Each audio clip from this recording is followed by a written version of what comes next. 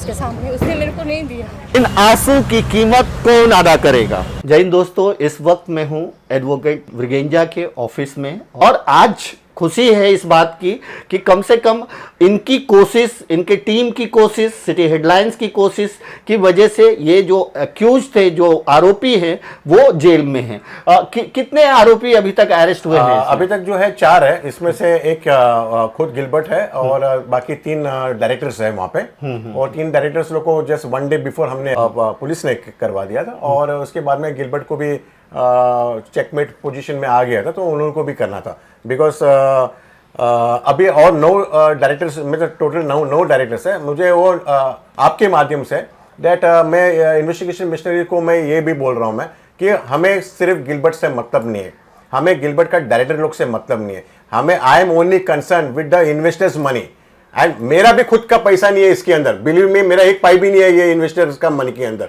That is, मैंने कोई investment भी नहीं किया गिलबर्ट का इसके अंदर।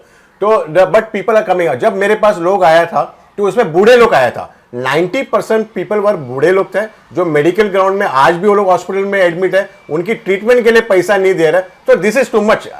आप क्राइम देखो, मैं क्रिमिनल एडवोकेट है, क्रिमिनल होता है, क्राइम होता है, आउट ऑफ पैशंस हो जाता है, कभी कभी गुस्से में हो जाता है, कभी मर्डर हो जाता है, कभी तू मैं हो जाता है, हो जाता है।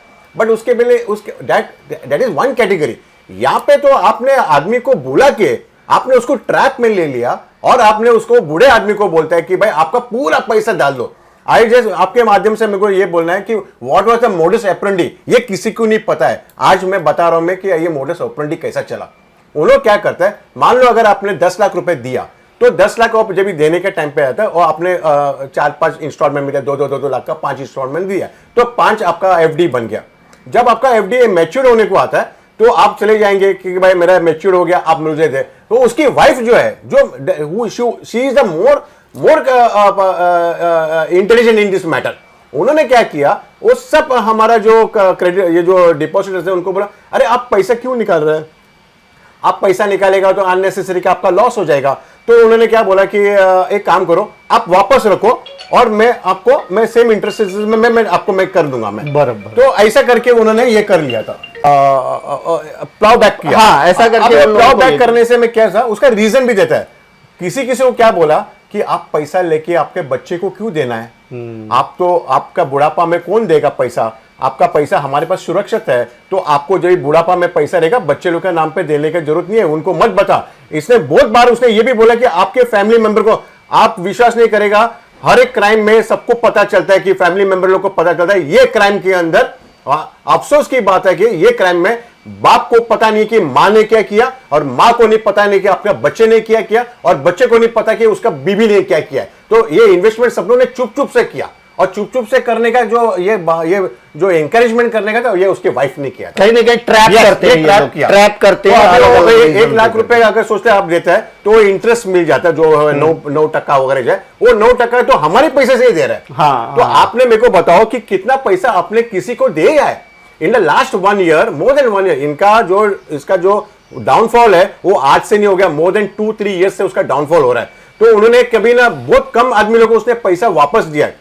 एफडी में क्या होता है, एफडी में आदमी क्या करता है, पैसा लेने के बाद में कुछ टाइम के बाद में कुछ तोड़ लेता है। अभी इसके अंदर, इसका रिकॉर्ड के अंदर बताता है कि कोई भी एफडी नहीं टूटा है, री रीप्लाविंग बोलता है उसको, री इन्वेस्टमेंट करता है और वो पैसा उसी के पास है और हमारे लोग जो है धक्का खा रहे हैं। दोस्तों, हमने देखा है कि इन्वेस्टर्स की जो मैंने इंटरव्यू की थी उनमें तो बहुत 80 इयर्स 70 इयर्स और सब रो रहे थे।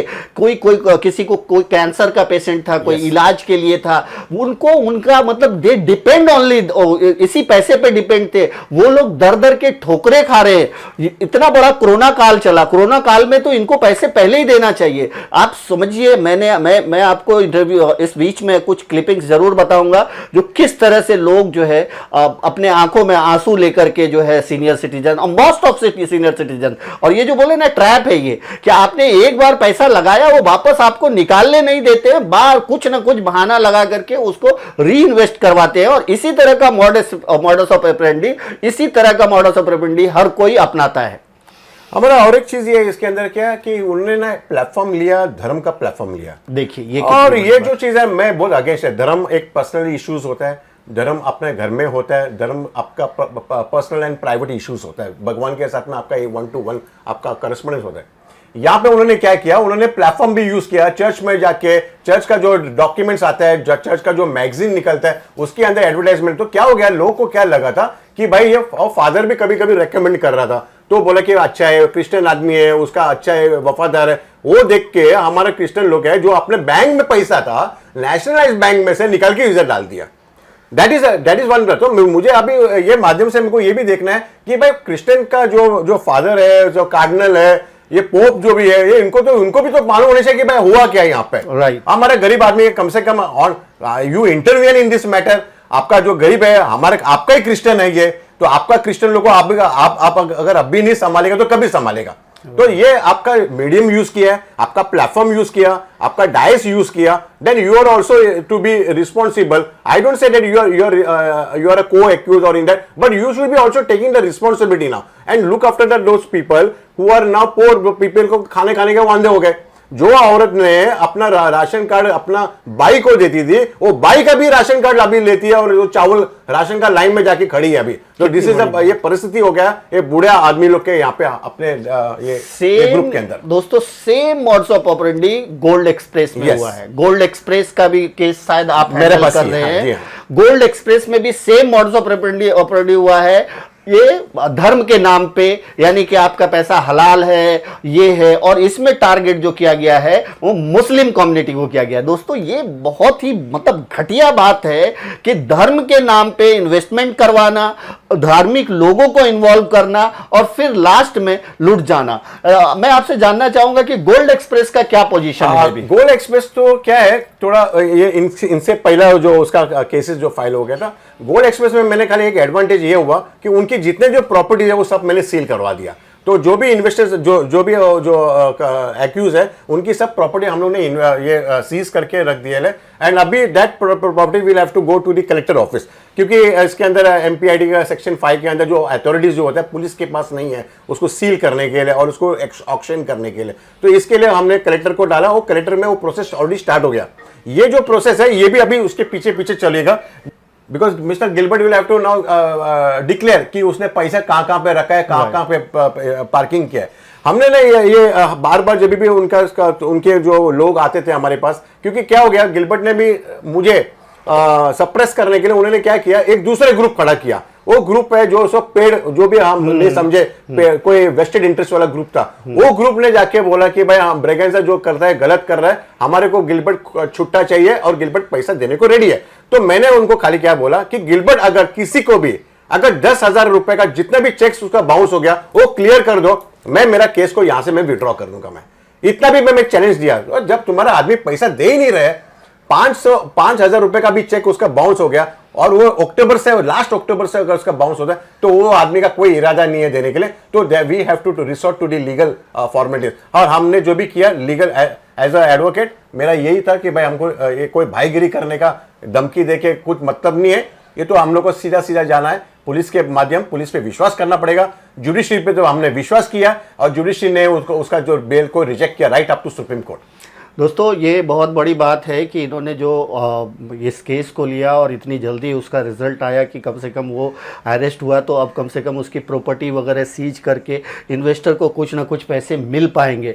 ये बहुत ज़रूरी है दोस्तों। एक बार मैं बार बार कहता हूँ कि जो कंपनी एक बार उठ गई वो कितना भी दिलासा दे आपको, उसके लोग कितना भी कन्विंस करे, आप यकीन जानिए कि वो फॉल्स कन्विंस है। वो कभी उस तरीके से पैसा अब आपको वापस नहीं देंगे। आपको अगर पैसा वापस लेना है तो आपको लड़ना ही पड़ेगा। राइट। तो यही चीज कहीं ना कहीं तो भगवान ने भी बोला है कि भाई आपको अगर मेहनत करना है तो आप मेहनत के बिना आपको उसका फल नहीं मिलने वाला है। तो अगर चक्र अगर अटक गया तो चक्र को उठाने के लिए आपको ही नीचे जमीन पे उतर के चक्र को धक्का देना पड़ेगा। तो वंस अगेन मैं इनके लॉ फॉर्म का नंबर डाल दूंगा। अगर कुछ लोग ऐसे छूटे हुए हैं कि इनको एडवाइस चाहिए, कुछ भी चाहिए, तो आप इनसे कंसर्न कर सकते हैं।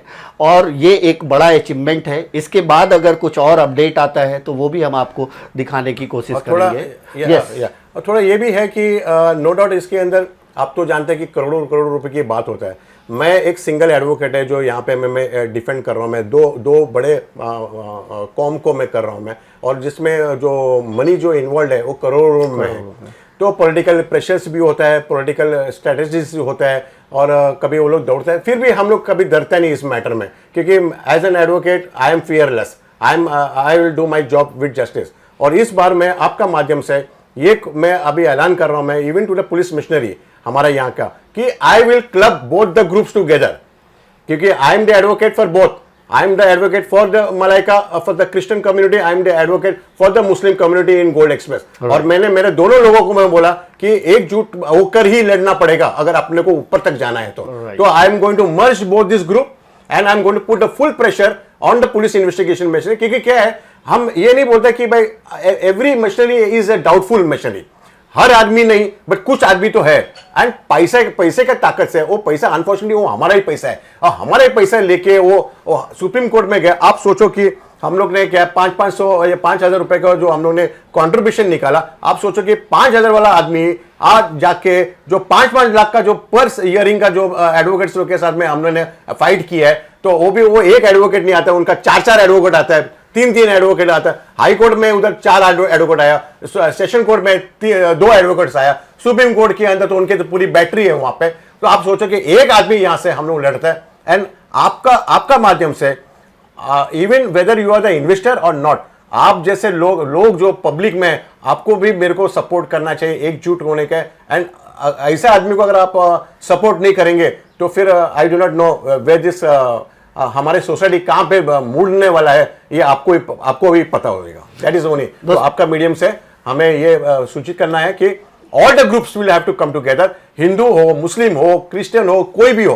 किसी भैया लोगों का पैसा गया, गरीब लोग का पैसा गया, मेहनत करके जो पैसा जमा करके लेके आया, अपने 20 साल का जो कलेक्शन करके उसने जो संभाल के रखा, ये पैसा अगर तुम्हारा एक दिन में अगर जीरो हो जाएगा, तो मेरा आपका माध्यम से है कि सरकार जो वो भी तो इंटरेस्ट ले रहा है, सरकार उसके अंदर जो है टैक्स भी लेता है, तो सरकार का नाम से इवन उसका जो बोर्ड पे वो गवर्नमेंट रिकॉग्नाइज है, तो सरकार को भी इधर मदद करना पड़ेगा। और आप लोग ही कर सकते हैं, आपका थ्रू से आपके लोग हिंदू हो या क्रिश्चियन हो या मुस्लिम है, हमको सब एक साथ आना है और सरकार को बोलना है कि आपको भी इंटरव्यून करना है, और लोगों को कम से कम 10% का तो अमाउंट जो है तुरंत उसको मिल जानी चाहिए। It can be done. दोस्तों, ऐसे फ्रॉड लोग, इन्होंने एक बहुत बड़ा पॉइंट बोला, ऐसे फ्रॉड लोग जो लॉयर रखते हैं, बड़े लॉयर 5-5 लाख 10-10 लाख जिनका चार्जेज होते हैं, 1-1 2-2 3-3, वो किसके पैसे से? ये सारी इन्वेस्टर के पैसे से। उनके पास अपना तो कुछ है ही नहीं। ये जो लोगों ने टुकड़ों टुकड़ों में जमा किया है, उन्हीं के पैसों से ये बड़े बड़े लॉयर रखते हैं, बड़े बड़े ये रखते हैं। लेकिन उसके सामने भी, यानी कि देखो, सच होता है, अगर आप लड़ने वाला होना चाहिए। इतने बड़े लॉयर के सामने जो आप गलत हो अगर, तो आप 5 लाख का लॉयर रखो, 50 लाख का लॉयर रखो, आपके ऊपर एक लॉयर भारी पड़ेगा। That is advocate Braganza. और इन्होंने कहा फियरलेस लड़ रहा हूं मैं, और लोगों को न्याय दिलाने के लिए लड़ता ही रहूंगा, चाहे वो किसी भी कम्युनिटी का हो। इसके आगे अगर कुछ अपडेट आएगा तो मैं आपको जरूर दूंगा। Thank you so much.